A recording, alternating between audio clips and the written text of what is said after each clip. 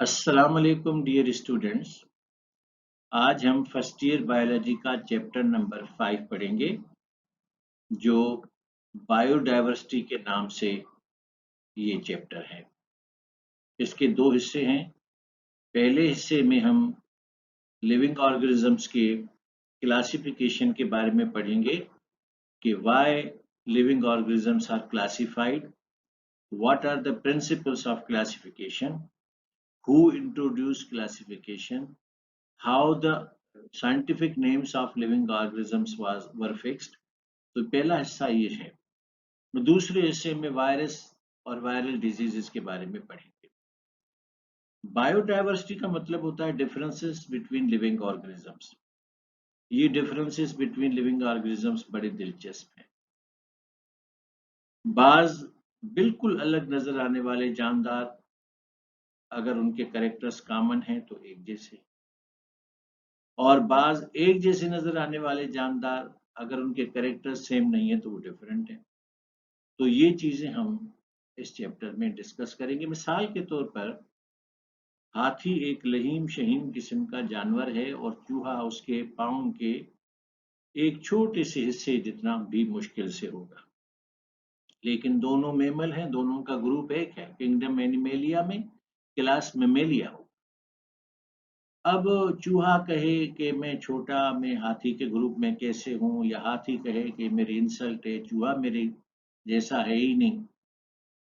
चूहा हाथी जैसा है कई मामलात में। मसलन मेमल्स के कैरेक्टर्स ये हैं कि जिनके कान बाहर निकले होंगे वो मेमल होगा। तो हाथी चूहे दोनों के कान बाहर निकले हुए हैं। जो अपने बच्चों को जन्म देंगे, विविपेरस होंगे, तो वो मेमल होंगे। तो हाथी भी बच्चों को जन्म देता है, चूहा भी बच्चों को जन्म देता है। तो सिमिलरिटी। जिनके जिस्म पे बाल हों वो मेमल कहलाते हैं। तो हाथी के जिस्म पे भी बाल हैं और चूहे के जिस्म पे भी बाल हैं। जो अपने मेमरी ग्लैंड से अपने बच्चों को मादा दूध पिलाए तो ये मेमल्स हैं। तो चूहे की मादा भी बच्चे को दूध पिलाती है और इंसान की मादा सॉरी हाथी की मादा भी बच्चे को दूध पिलाती है। तो साइज पे न जाएं, हमें उनके कॉमन कैरेक्टर्स देखने होते हैं। तो ये बड़ी दिलचस्प बातें हैं जो हम इस चैप्टर में डिस्कस करेंगे। आइए शुरुआत करते हैं कि ये क्लासिफिकेशन क्या चीज है। Grouping of plants, animals, or any other organism is called classification। देखिए, इनवर्टिब्रेट और वर्टिब्रेट एनिमल्स एक जैसे नहीं है। फ्लावरिंग और नॉन फ्लावरिंग प्लांट्स भी एक जैसे नहीं है, तो इनका ग्रुप सेम कैसे होगा। तो इसके लिए जानदारों की दर्जाबंदी की जाती है। फ्लावरिंग प्लांट्स अलग, नॉन फ्लावरिंग प्लांट्स अलग, और वर्टिब्रेट्स अलग और इनवर्टिब्रेट्स अलग। तो ये इस तरह से क्लासिफिकेशन बड़ी जरूरी होती है और कई मसाइल का हल है। और बायोलॉजी में इसके लिए एक ब्रांच मखसूस है जिसे टैक्सोनॉमी कहा जाता है। टैक्सोनॉमी सीधी सीधी डेफिनेशन है, study of the classification is called taxonomy. Now question ये है कि what is need of classification. जवाब बड़ा सिंपल है कि 1.5 मिलियन ऑर्गेनिजम्स की जो स्पीशीज हैं they are not similar to each other. अगर वो सिमिलर होती तो किंगडम मोनेरा प्रोटिस्टा से अलग ना होता, प्रोटिस्टा फंजाई से अलग ना होता, फंजाई प्लांट से अलग ना होते, प्लांट्स एनिमल से अलग ना होते। अब फोटोसिंथेसिस करने वाला प्लांट और ग़िज़ा को खाने वाला हेटेरोट्रॉफ डॉक्टर आरिजो या आप, ये सेम ग्रुप में कैसे रखे जाएंगे। तो जानदारों के दरमियान दर्जाबंदी की जरूरत इसलिए पेश आती है क्योंकि उनमें जबरदस्त किस्म के डिफरेंसेस हैं। तो that is the need of classification.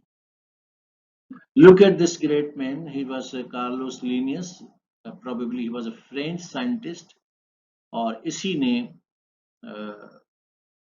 जानदारों की दुनिया बुनियादी दर्जाबंदी की थी। दैट इज वाई ये कहलाए फादर ऑफ टैक्सोनॉमी। इन्होंने एक बनाया था किंगडम प्लांटी और दूसरा बनाया था किंगडम एनिमेलिया।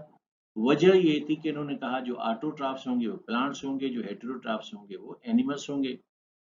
दूसरा, इन्होंने मूड ऑफ लोकोमोशन को ले लिया कि जो सेसाइल होंगे वो प्लांट्स होंगे, जो मोटाइल होंगे वो एनिमल्स होंगे। तो मोड ऑफ न्यूट्रिशन और मोड ऑफ लोकोमोशन की बुनियाद पे कार्लोस लिनियस ने किंगडम प्लांटी और किंगडम एनिमेलिया बनाए। लेकिन आगे क्या हुआ?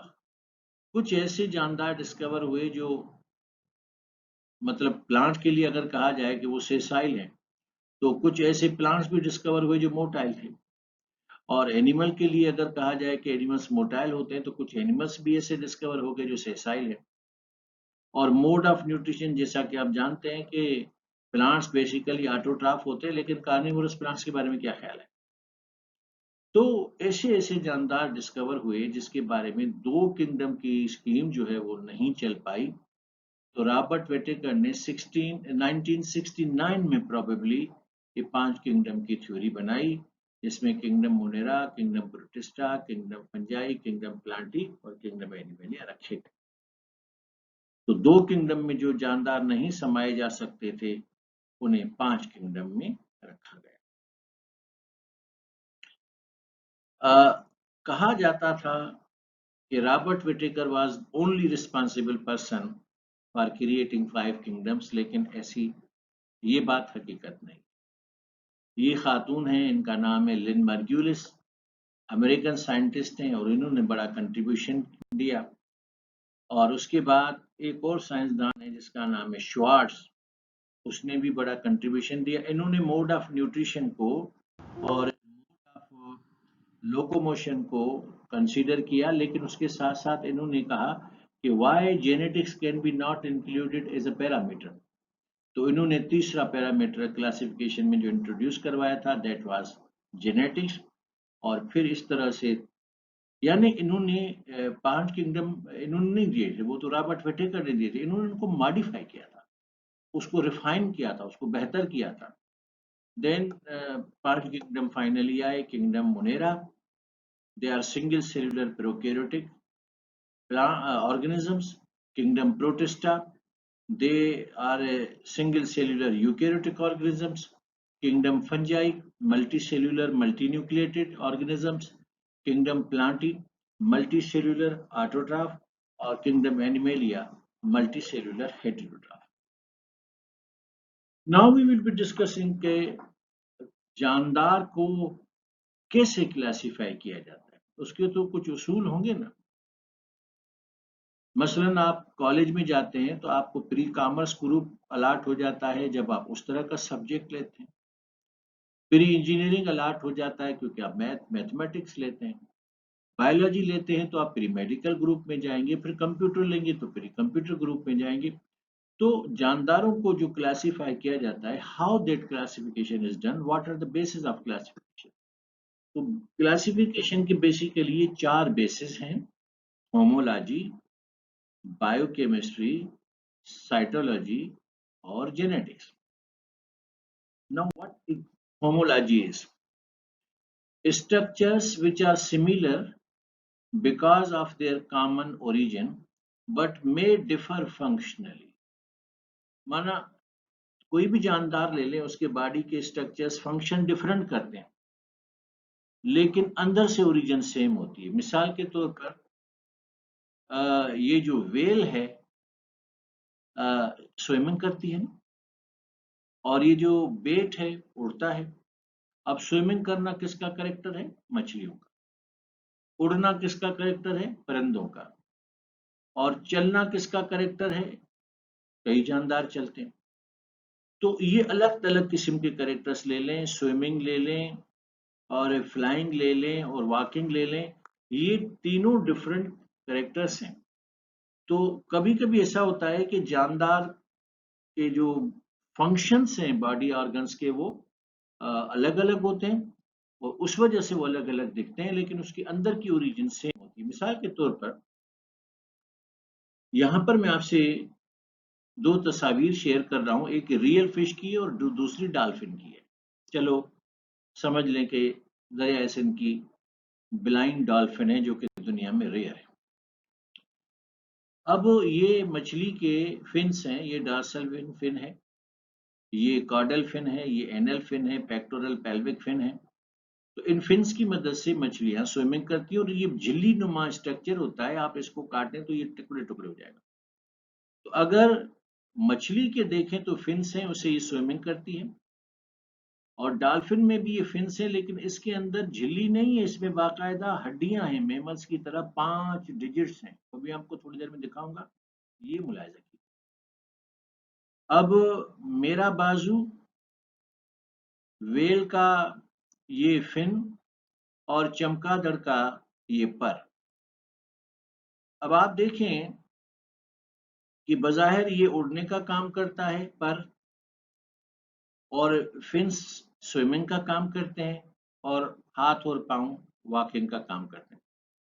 तो फंक्शनली ये तीनों स्ट्रक्चर डिफरेंट हैं, लेकिन इनकी ओरिजिन देखें, इस पर के अंदर भी रेडियस अल्ना और 5 डिजिट्स हैं, इस वेल के अंदर भी रेडियस अल्ना की हड्डियां और 5 डिजिट्स हैं, और हमारे हाथ में भी रेडियस अल्ना की हड्डियां और 5 डिजिट्स हैं। तो हम, मेरे भी डिजिट्स 5 हैं, वेल के भी डिजिट्स 5 हैं, चमगादड़ के भी डिजिट्स 5 हैं, माने उंगलियां हैं 5 उनमें। बज़ाहिर हम डिफरेंट हैं, क्योंकि वो पर है, वो स्विमिंग करने वाली फिन है, और ये हाथ है।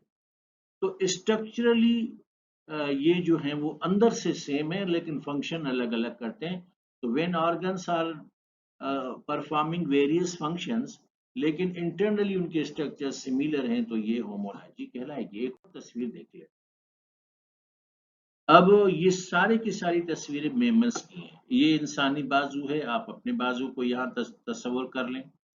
ये केट का पंजा है, ये वेल का पंजा है, ये चमगादड़ का पंजा है, और चमगादड़ के पंजे में 1 2 3 4 5 उंगलियां, वेल के पास 1 2 3 4 5 उंगलियां, मेरे पास 1 2 3 4 5 उंगलियां, यहाँ पर भी 5 उंगलियां।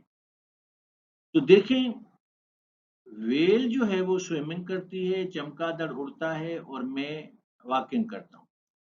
तो हमारे जो लिम्स हैं अलग अलग फंक्शंस परफॉर्म करते हैं, लेकिन इंटरनली एनाटॉमिकली हम सेम है। तो अगर चमगादड़ कहे कि मेरे पास पर है, मुझे परिंदों के साथ क्लासिफाई किया जाता है, no way, we will classify bats with mammals. Well कहे कि मैं मछली जैसी दिखती भी हूँ और मछली की तरह तैरती भी हूँ, मुझे फिशेस में क्लासिफाई किया जाए, नो वे। तो ये वो सवालात हैं जिनको लेकर हम बज़ाहिर अलग अलग दिखने वाले जानदारों को भी एक ग्रुप में ले आते हैं। अब कहाँ मैं, कहाँ बिल्ली, कहाँ वेल, और कहाँ चमगादड़, ग्रुप हमारा एक। क्लासिफिकेशन जब आप करते हैं तो ये इश्यूज सारे आपके सामने होते हैं, और वो रिजॉल्व हो जाते हैं। तो पहला मरहला था होमोलॉजी। दूसरा पैरामीटर है बायोकेमिस्ट्री, यानी हम जानदारों के दरमियान बायोकेमिकल डिफरेंसेस देखते हैं। होमोलॉजी में अगर हमें फर्क नजर नहीं आता, and two organisms are from homology point of view they are looking exactly same, तो फिर उस पे बायोकेमिस्ट्री का पैरामीटर अप्लाई होगा। इसमें क्या होता है, इट इज यानी यहाँ हम दो जानदारों के बायोकेमिकल डिफरेंसेस फील करते हैं, और इस सिलसिले में दो टेस्ट होते हैं, क्रोमेटोग्राफी और इलेक्ट्रोफोरेसिस। उसके नतीजे में होमोलॉजिकली दो एक जैसे नजर आने वाले जानदारों में अगर बायोकेमिकल डिफरेंसेस हैं, तो डिफरेंसेस भी क्लासिफिकेशन के अंदर काउंट होंगे। If they are homologically same but biochemistry के पॉइंट ऑफ व्यू से डिफरेंट है, तो वो दो अलग जानदार अलग काउंट होंगे, they will not be considered within same genus, within same group. तीसरी चीज होती है, ये देखो, ये आपको क्रोमेटोग्राफी के मैं टेस्ट दिखा रहा हूँ। यहाँ जानदारों की जीन सिक्वेंसिंग की जाती है। ये 4 अलग अलग किस्म के जानदारों की क्रोमेटोग्राफी है, इलेक्ट्रोफोरेसिस है। इससे मसला हल हो जाता है, वरना फिर हम कैरियोटाइपिंग भी करते हैं। तीसरा मसला मरहला है साइटोलॉजी। अब आप जानते हैं कि बैक्टीरिया सिंगल सेल्यूलर है, लेकिन प्रोकैरियोटिक है। अमीबा भी सिंगल सेल्यूलर है। तो अगर ये सिंगल सेल्यूलर है और ये सिंगल सेल्यूलर है, तो क्यों ना इनको एक ही ग्रुप में क्लासिफाई किया जाए? आप ऐसा नहीं कर सकते, क्योंकि बैक्टीरिया सिंगल सेल्यूलर प्रोकैरियोट्स हैं, they do not have nucleus, और अमीबा सिंगल सेल्यूलर है ऐसी तरह, लेकिन ये यूकैरियोट है। तो how come prokaryotic organism and eukaryotic organism can be placed in same group? No way. तो साइटोलॉजी जब आप लेते हैं तो आपको सेल के अंदर डिफरेंसेस देखने पड़ते हैं, किस किस सेल में न्यूक्लियस है, किस में नहीं है। अगर तो दोनों में न्यूक्लियस नहीं होगा तो वो दोनों एक ही ग्रुप में क्लासीफाई होंगे, लेकिन अगर न्यूक्लियस है एक ग्रुप में और दूसरे में न्यूक्लियस नहीं है तो साइटोलॉजिकली ये डिफरेंट सेल्स हैं, भले वो सिंगल सेल्युलर हो।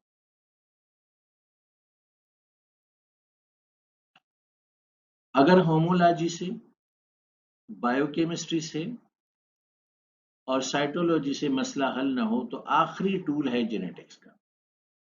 इसमें हम जानदारों की जेनेटिक डिफरेंसेस मालूम करते हैं और जीन सीक्वेंसिंग इसके लिए बड़ी हेल्पफुल चीज होती है।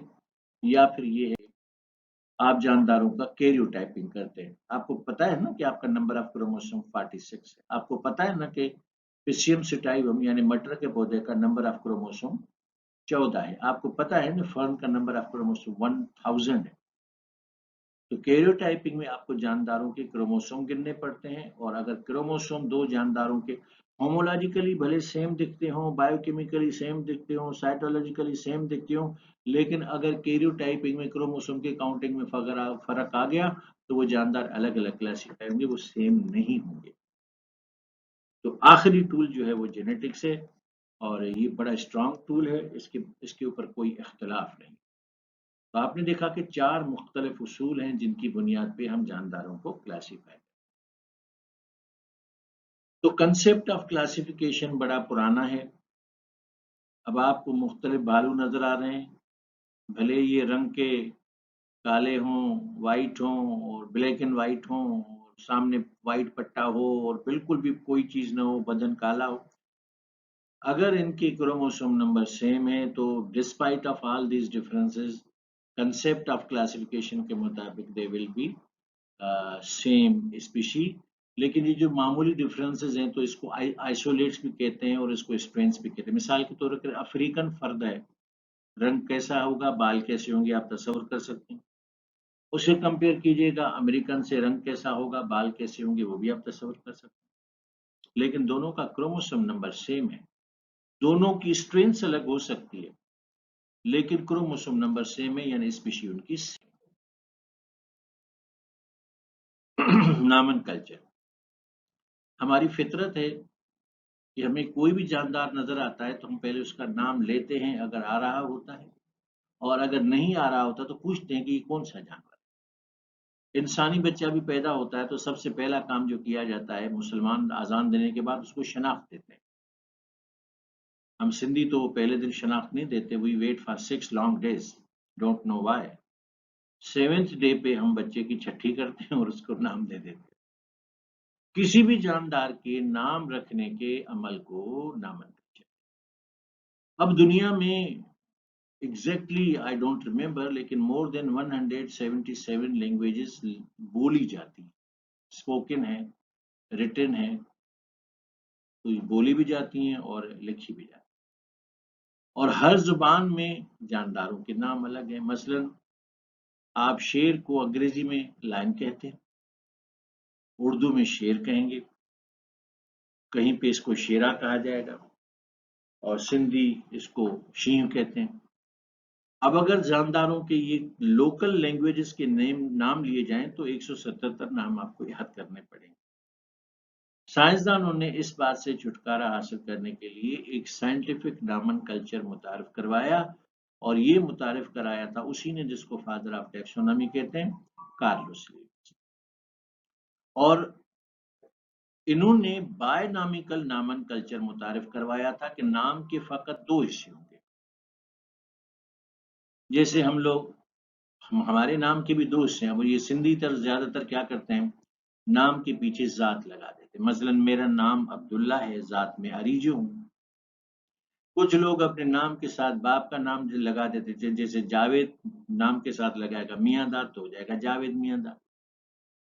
तो नाम के 2 हिस्से होते हैं। तो, तो रॉबर्ट विटेकर ने कहा कि नाम के 2 हिस्से होने चाहिए, लेकिन उन दोनों नाम के हिस्सों को स्कीम ऑफ क्लासिफिकेशन से लेना चाहिए।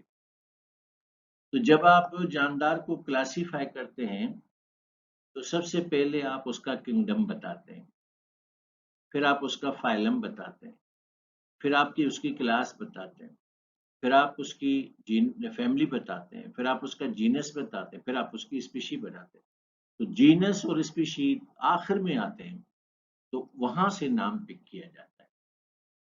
तो बायोनॉमिकल नॉमेनक्लेचर का मतलब होता है कि आप किसी भी जानदार का जो साइंटिफिक नाम रखेंगे वो दो पार्ट्स पे मुश्तमिल होगा, और नाम का पहला हिस्सा जीनस से लिया जाएगा और नाम का दूसरा हिस्सा स्पीशीज से लिया जाएगा। और स्पीशीज जो है वो स्मॉलेस्ट यूनिट ऑफ क्लासिफिकेशन।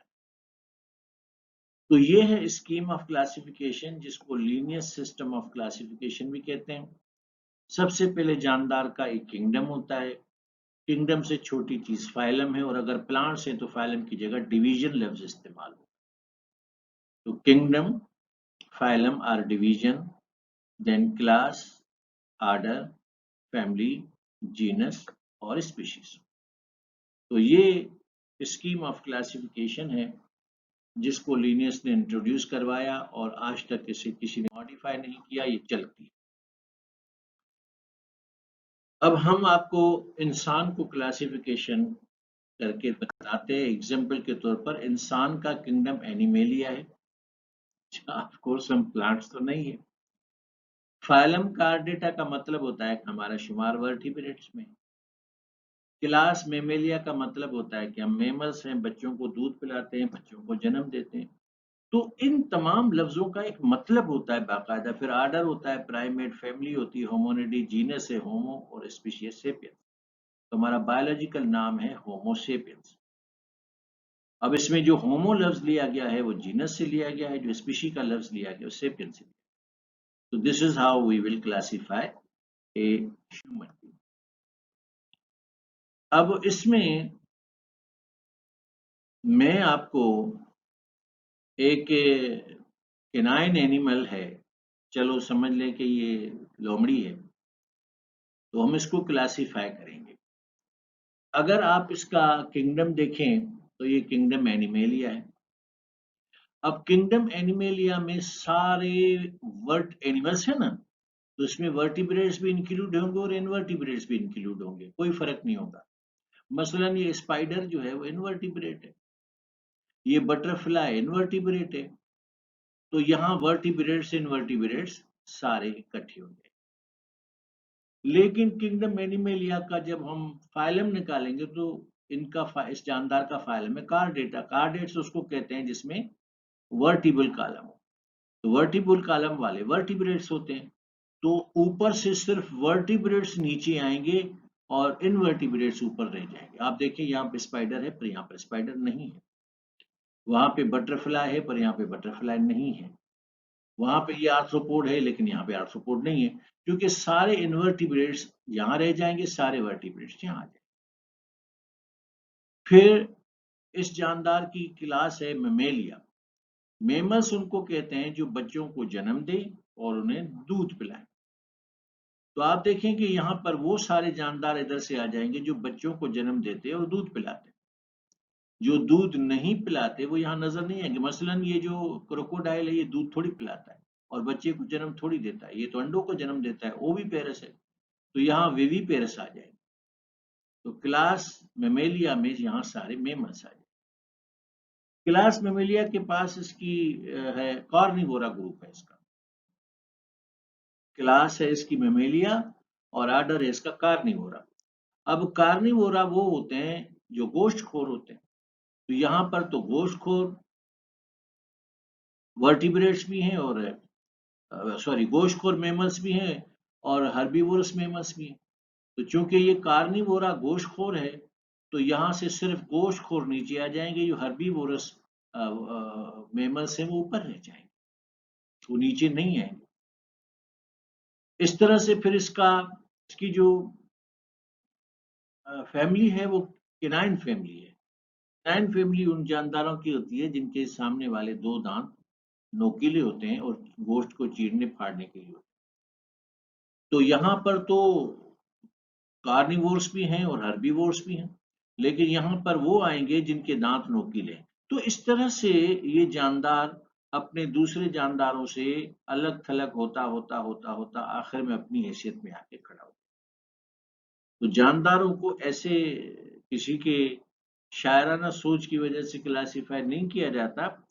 इसको क्लासिफाई करने के बाकायदे कुछ उसूल होते हैं, जैसे कि इस एग्जाम्पल से आपने मुलाजा किया। तो ये स्कीम ऑफ क्लासिफिकेशन जो है वो कार्लोस लीनियस ने इसकी शुरुआत की थी और बायोनॉमिकल नॉमेनक्लेचर भी इसी ने दिया था।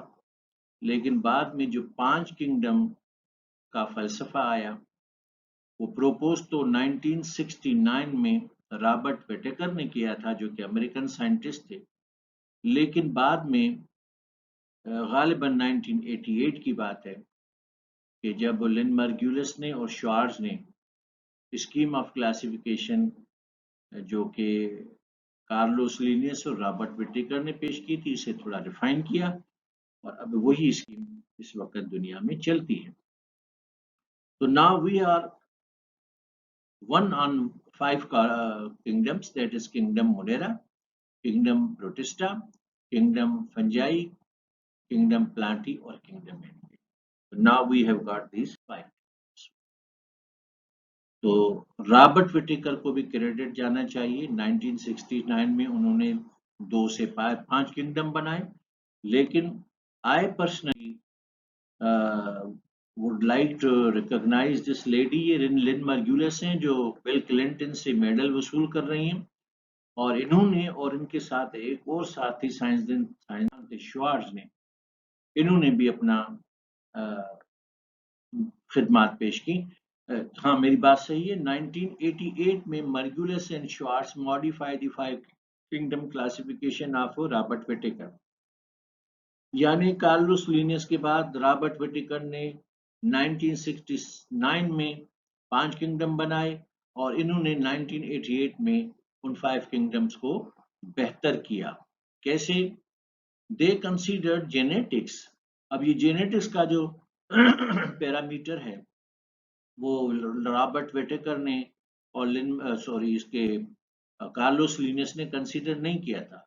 श्वार्ट्ज ने और लिन मार्गुलिस ने जेनेटिक्स को कंसीडर किया along with cellular organization and nutrition of mode of nutrition के जानदार ऑटोट्रॉफ है कि हेटेरोट्रॉफ है। तो उसके बाद जो है वो 5 किंगडम तख्लीक पाए। तो देखिए ये एक किसी भी चीज को फाइनल शेप देने में वक्त लगता है। पहले आपके पास 2 किंगडम की थ्योरी आती है, फिर एक शख्स उसको 5 किंगडम में कन्वर्ट करता है, फिर 2 मजीद साइंसदान आते हैं, उनको कहते हैं कि ना आपने फला फला चीजें एड्रेस नहीं की थी, तो वो उसमें चीजें शामिल करके और उसको खूबसूरत स्कीम को पेश करते हैं। तो डियर स्टूडेंट्स, हमारा आज का फर्स्ट ईयर चैप्टर नंबर 5 का पहला पार्ट यहाँ खत्म हुआ। नेक्स्ट पार्ट जो होगा वायरस और उससे रिलेटेड जो बीमारियां हैं उसके बारे में होगा। उम्मीद करता हूं कि आपको आज का लेक्चर पसंद आया होगा और मैं आपको नसीहत करता हूं कि आप अपना वक्त ज़ाया ना करें। जो वक्त ज़ाया करेंगे उन्हें आगे चल के पशेमानी का सामना करना पड़े। अल्लाह ताला आपको कामयाब करे। Thank you very much. See you in next lecture.